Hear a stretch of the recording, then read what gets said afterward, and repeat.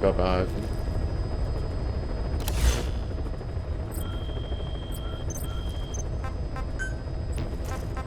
Basiseinrichtungen.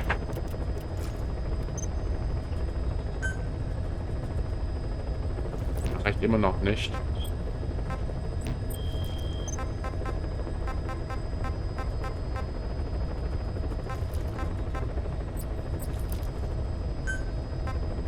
Materialverarbeitung. Das möchte ich mir anschauen. Nein, nicht verkaufen, um Gottes Willen.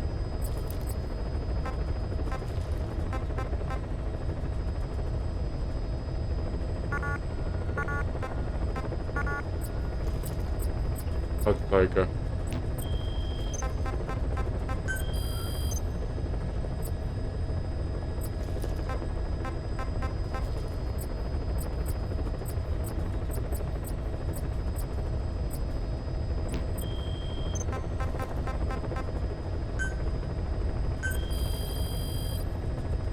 Please specify a project.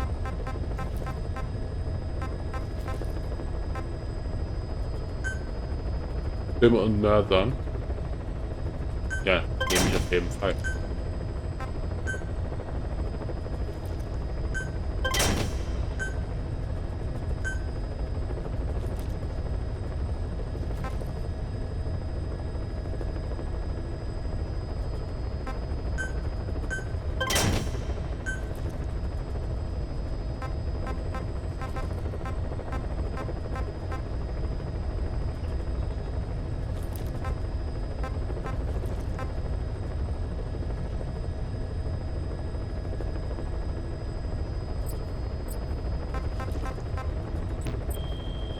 Will nicht so viel Geld ausgeben. Jetzt habe ich immer noch deutlich mehr. Dann würde ich sagen, ich gehe mal zum Mother Base. Please select a heading to Mother Base.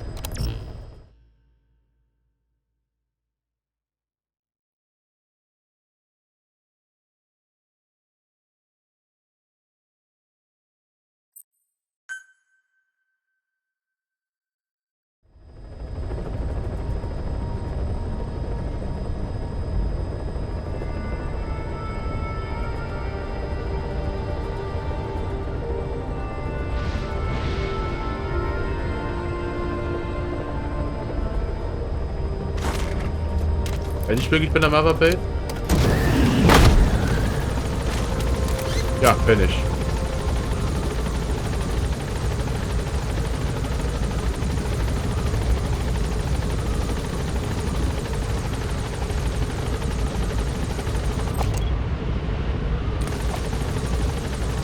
Ist das Ding auch mal anpassen? Oh, der Hund war das auch auf uns.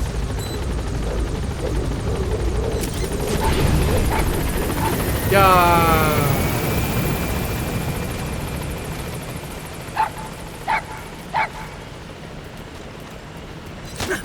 Oh, Entschuldigung. Ich dachte, ich könnte den Hund streicheln, das geht aber leider nicht. Oh. Kann ich mit dir nichts? Boss, welcome back.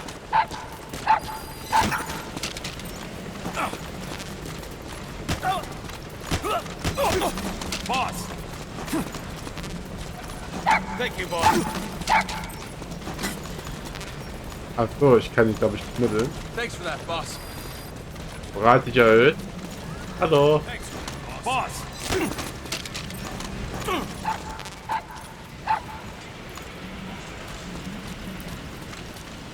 Jetzt die Moral erhöht. Thank you, boss. Dann mache ich das. Kann ich der Hund aber auch mitbekommen.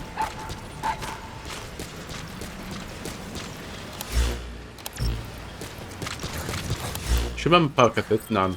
Aber leider mal. Das sind die Kassetten hier gar nicht. Ach, das sind die Kassetten. Thanks for letting me join the fight. I'll do whatever you ask.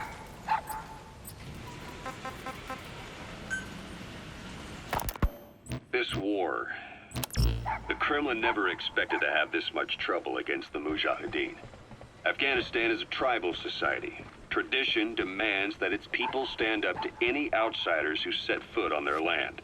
With the honor of their people at stake, they have everything to fight for. No matter how hard the Soviets hit them, they continue to appear out of nowhere, striking back, then vanishing again. But there's one thing even the Mujahideen fear. Every last one of them. The Soviet gunships. They're highly maneuverable and equipped with massive firepower. Plus, the underside of the fuselage is heavily armored. The Mujahideen can barely scratch them with their small arms. Anyone who hangs around gets mowed down by the gunship's heavy machine guns. This new honeybee weapon that was given to the Hamid fighters, it's no doubt something to help them strike back against the gunships, which makes it a weapon that could change the course of the war. Those guerrilla fighters known as Mujahideen don't actually belong to a single organization. Afghanistan is a multi-ethnic country. You've got the Pashtuns, the Tajiks, Uzbeks, Hazaras, and each of them is split into their own tribes, large and small. Each ethnicity has several rebel organizations that their various tribes gather under. They're united under the banner of jihad, but that doesn't mean they work like a single standing army. Just look at the area around Smasi Fort. A lot of Tajiks used to live there, but they fled after the Soviets started their scorched earth campaign. With the area uninhabited, the Hamid fighters, who are Pashtun, decided to move in. The Hamids are based out of the city of Peshawar. We passed through it on the western edge of Pakistan. The Pashtun people have long lived in Afghanistan and western Pakistan. They used to travel back and forth frequently. Then Britain went and established the border that still stands today.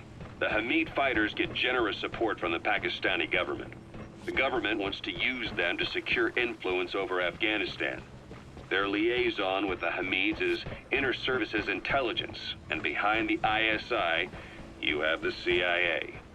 That's probably how the honeybee ended up in the hands of the Hamid men. Und das? Ein NEF? Nee, sieht aber ein bisschen wirklich danach aus. In NEF.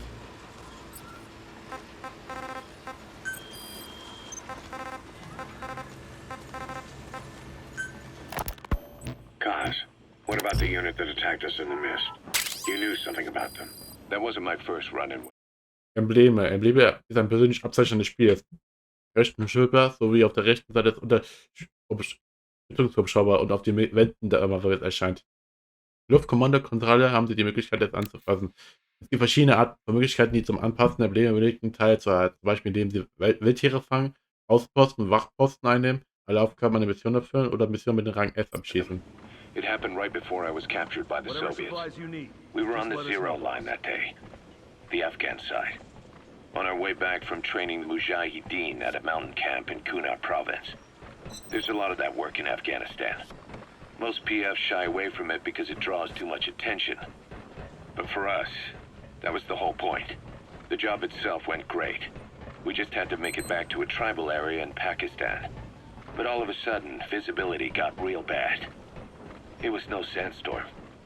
Our point man gave this strange report. He said he could see skulls in the mist. Skulls? The next moment he went silent. We scrambled into formation, right before his arms and legs came raining down on us. It was always supposed to be a dangerous mission, so I had Diamond Dog's very best with me. We were calling out to each other. But one by one, their voices just went dead. Whatever happened to me, I lost consciousness before I knew it. When I came to, I was in a Soviet camp, tied to an interrogation chair. Could they be some new Spetsnaz unit? No. The ones that interrogated me were just the average rank and file. Whatever group attacked us, the way they moved was just insane. And that mist, appearing out of nowhere. The Soviets don't have tech like that. If they did, Ocelot would have heard about it. I doubt the West does either. Otherwise, the folks at Langley would be sleeping a lot easier. Why'd they come after you? Wish I knew. I'm the only one who survived, though I don't think they planned it that way. If I was their target, they wouldn't have just handed me over to the 40th Army. Whatever the case, we need to watch our step until we know who they really are. And boss, if you ever do run into them again, don't try to take them on. You just get the hell out of there.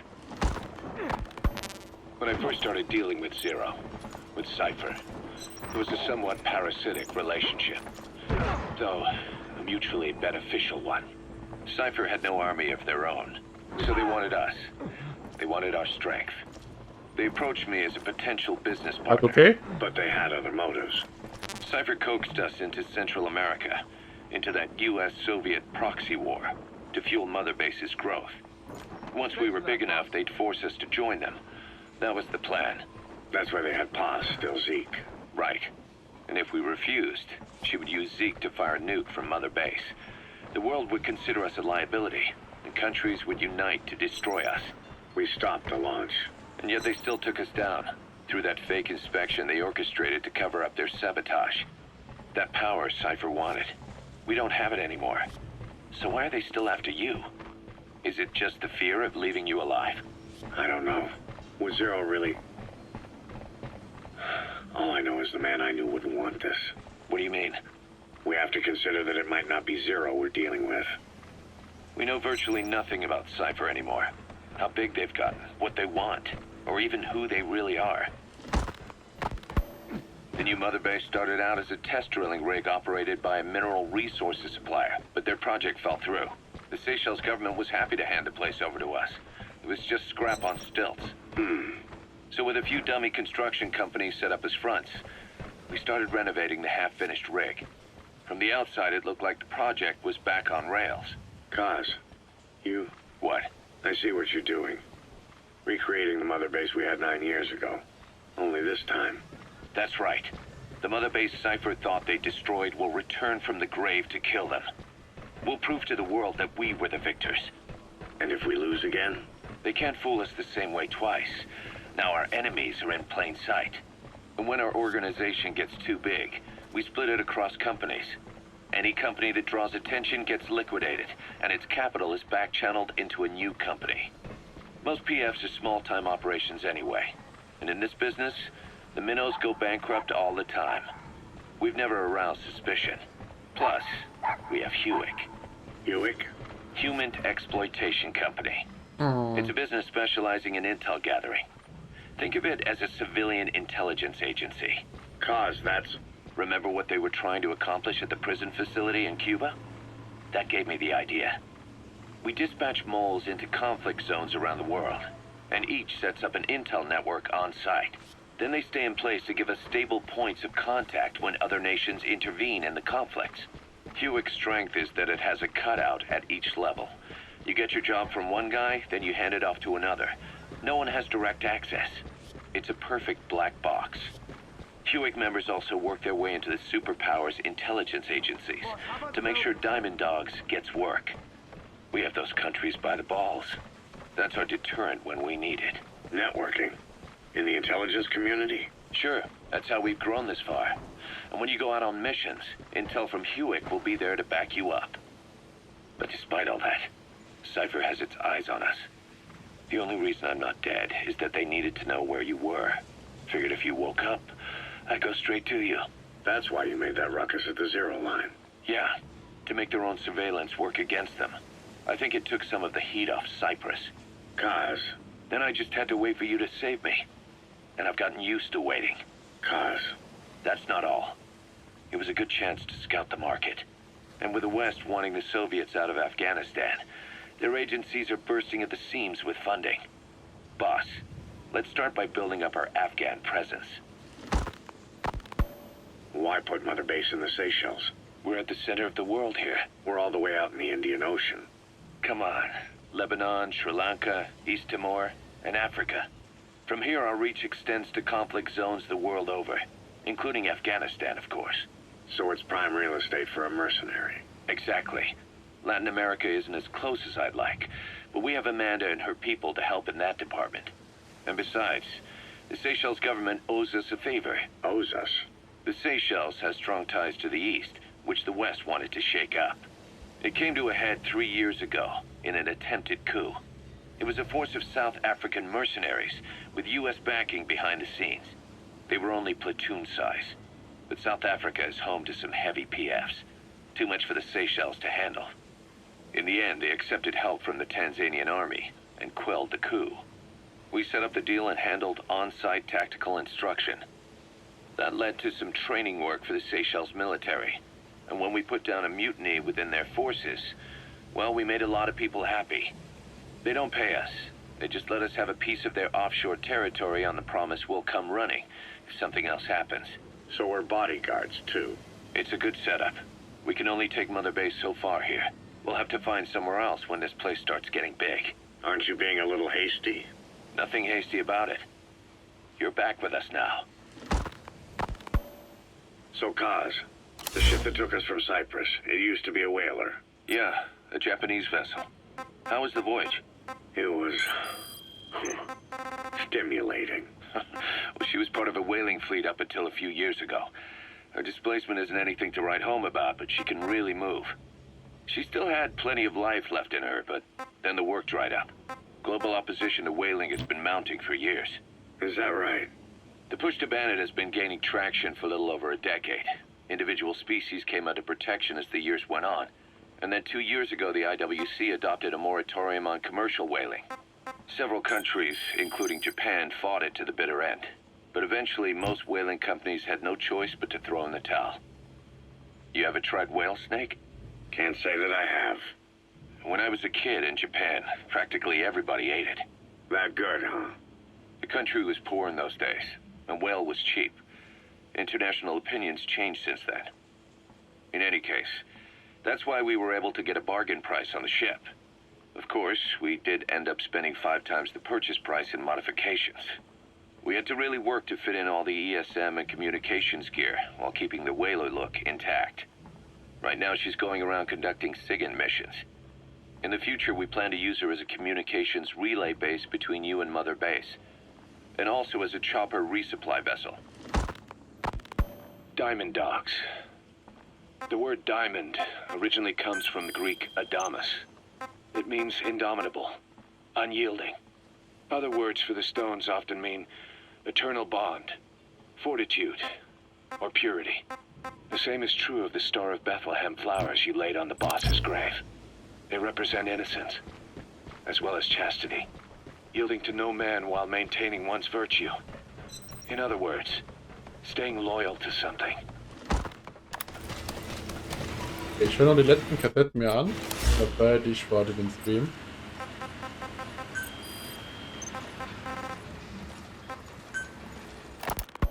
Ocelot said the number of private forces is increasing, and they've modeled themselves after us. They're a far cry from the likes of us. But why? 9 years ago we made enemies of the world as a nuclear-equipped force, independent of ideology or state. Yes. Sooner or later, the real UN would have stepped in. So why are they giving these PFs free rein? That's our fault, too. What do you mean? What happened 9 years ago was a real problem for a lot of people. An organization as big as ours, with our facilities, was wiped off the map. Not an easy thing to hide. But if our existence came to light, so would the names of our clients.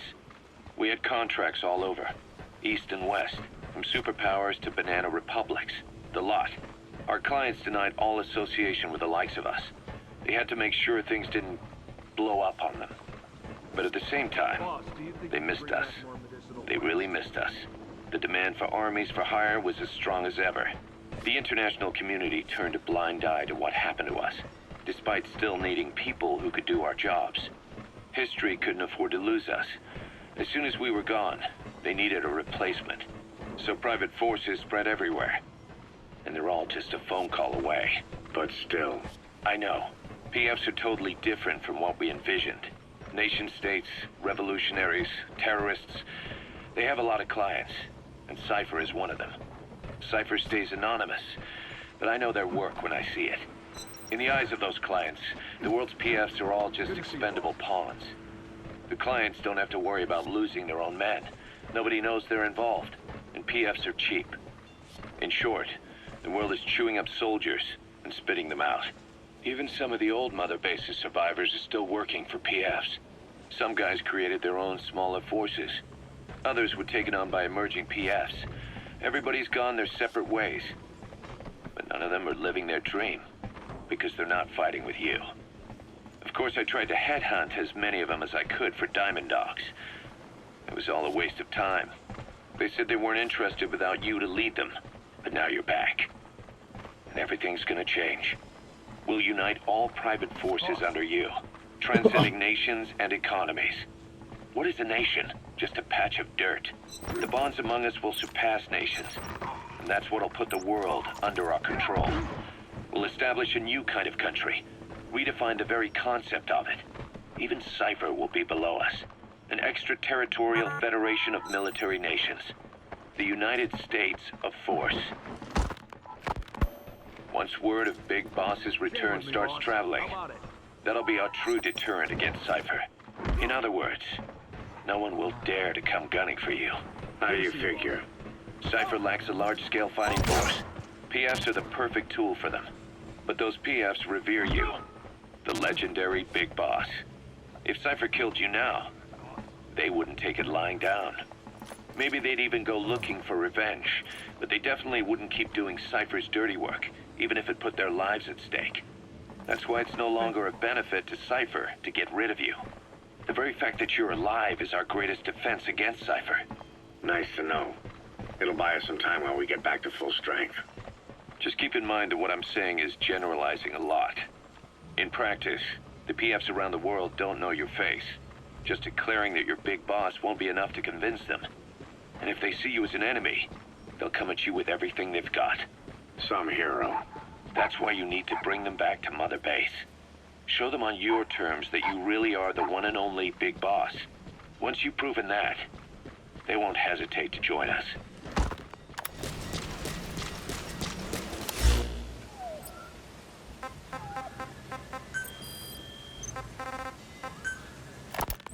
We were lucky to get our hands on that cyborg arm developer. There's no one in Diamond Dogs who can so much as maintain that thing. Bionic arm, not cyborg, if you go by what he calls it. But you're right, the East is light years ahead in bionics. They can even detect through the skin the slight electrical signals from the brain that order muscles to move. The Soviet Union completed their first bionic arm capable of doing that back in the 60s.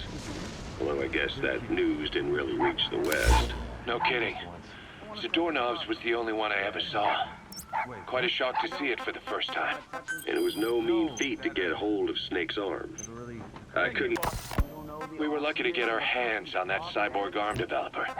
There's no one in Diamond Dogs who can so much as maintain it. I bet they would feel nice. Right?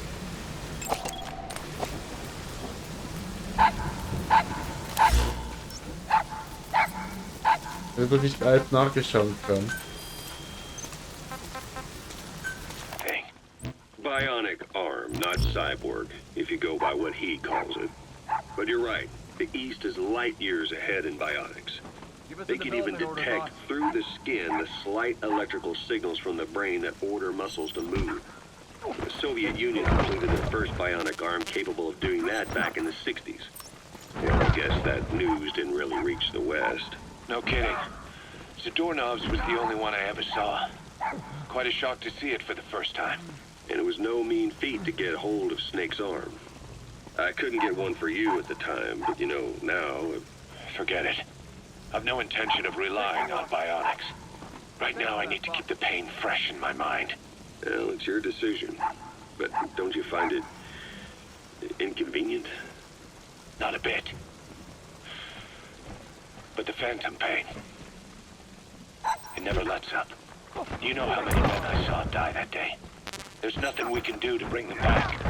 And you expect me to care about getting a measly arm and leg back? Sorry. But my pain belongs to all our dead comrades. I'll keep living with it for their sake. It'll guide me straight and true until I've gotten them the vengeance they deserve. Thanks for that, boss. Thank you, boss.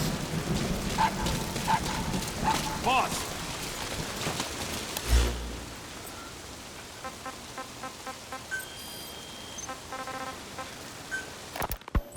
Snake, do you remember Amanda? Yeah, I do. Their revolution was a success. Somoza resigned. Nicaragua has a new government. Amanda's really working hard for her country to be reborn. Good for them. She says she wishes Chico could be there. That revolution was the dream. For Amanda.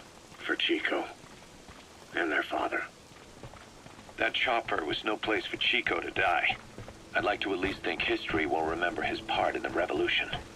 When you pick up a gun, there's always a chance you'll die for nothing. He knew that as well as the rest.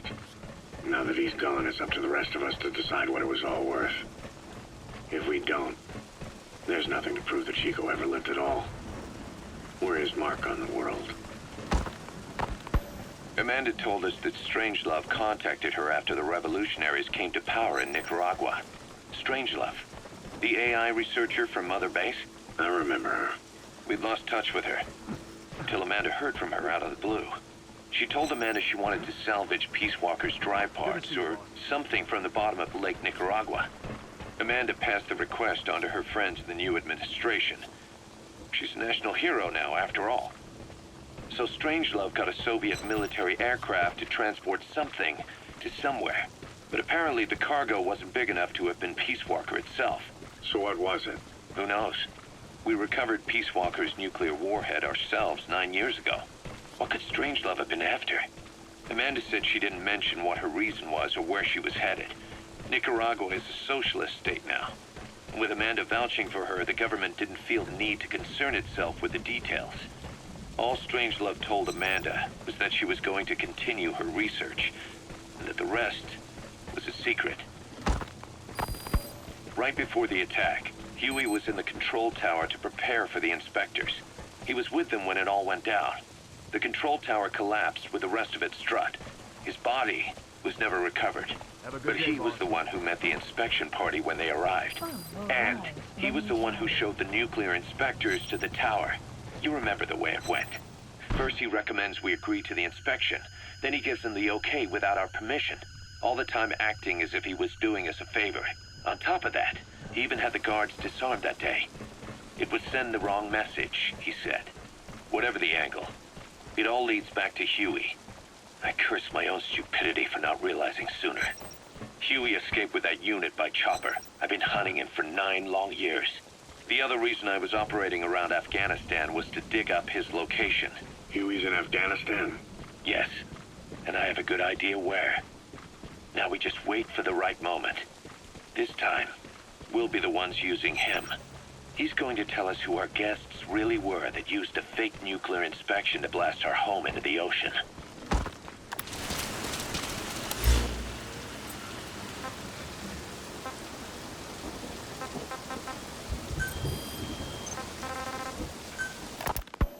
Snake, I wanted to ask you about the man on fire. What do you remember from the hospital? Anything we can use? Well, he took off the moment the sprinklers started up. Sprinklers? The fire system? And when he got sprayed with water from the burst pipe, it slowed him down. When we escaped on horseback, he wouldn't cross the river either. And then it started to rain. And he disappeared. Water against fire. Is it that simple? I mean, it makes sense. It's just hard to believe it would work on a guy like that.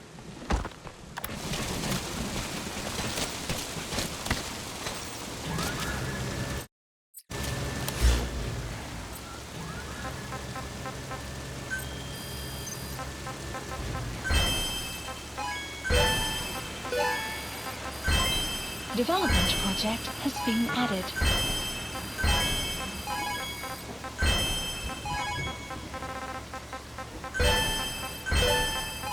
Nur kommt ja der Musik gesammelt. Development project has been added. So why is the boss's old organization get taken out?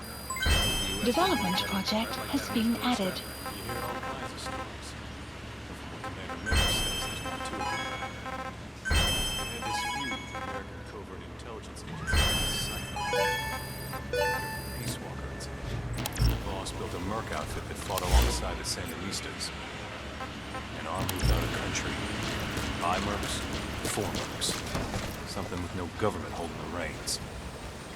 Cypher wanted their military muscle, but the boss said no.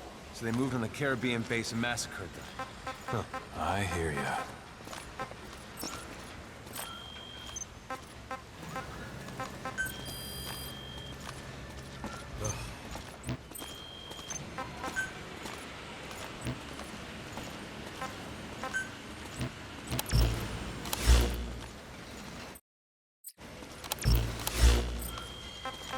Nachweisung. Ich hätte Huey irgendwo gesehen, aber es war Hungry. Und das mit Hungry. Please specify a project. Please specify a project.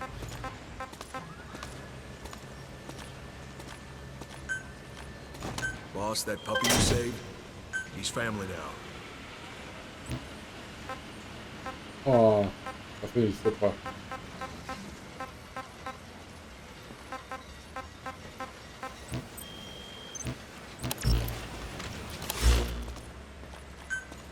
We'll all take good care of that puppy you saved, boss.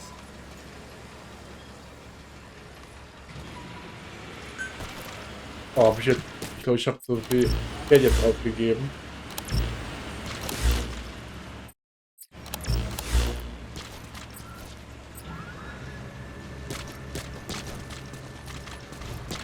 Jetzt habe ich die Karte verweckt.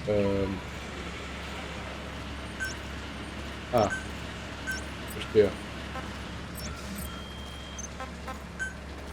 Ich habe jetzt nichts mehr weiterentwickelt.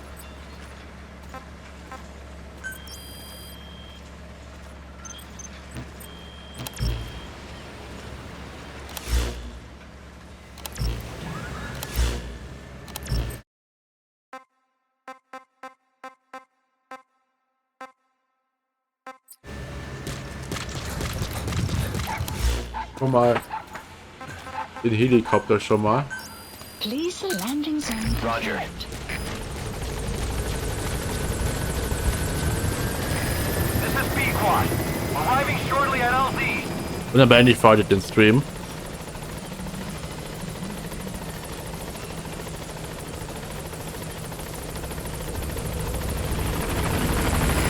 This is B-Quad.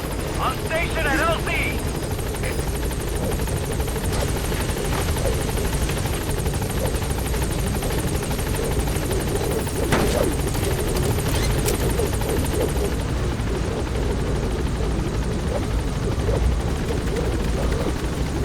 Gaining altitude.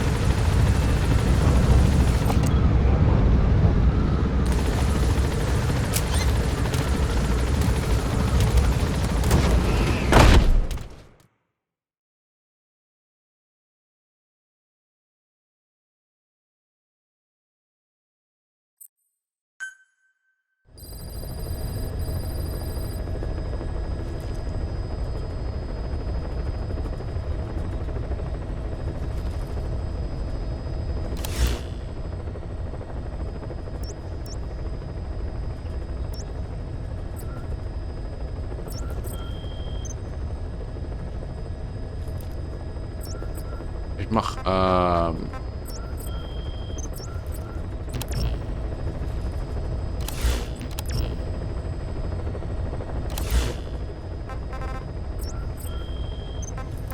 ich jetzt nochmal rausgehen über das Spiel? Zum Titelmenü. Ja, das war's. Oh Gott. Naja, ich beende für heute den Stream und die Aufnahme. Wir haben ein bisschen mehr gemacht. Storymäßig sind wir jetzt nicht so weit gekommen wie gehofft. Aber wir haben ein bisschen mehr das Spiel verstanden. Und einige der Kassetten gehört und mehr Hintergrundinformationen erfahren. Wir machen demnächst weiter. Ich versuche erstmal Geld zu sammeln. Oder beziehungsweise die erste Nebenmission zu machen. Und dann halt eben die erste Hauptmission. Wobei, ich gucke mal, wie wir es dann weitermachen. Aber wir suchen auf jeden Fall mehr Geld. Und ich versuche das Ding auch schnell zu erweitern. Ich hoffe, es hat euch gefallen. Und ich hoffe, ihr schaut auch das nächste Mal wieder vorbei. Ciao.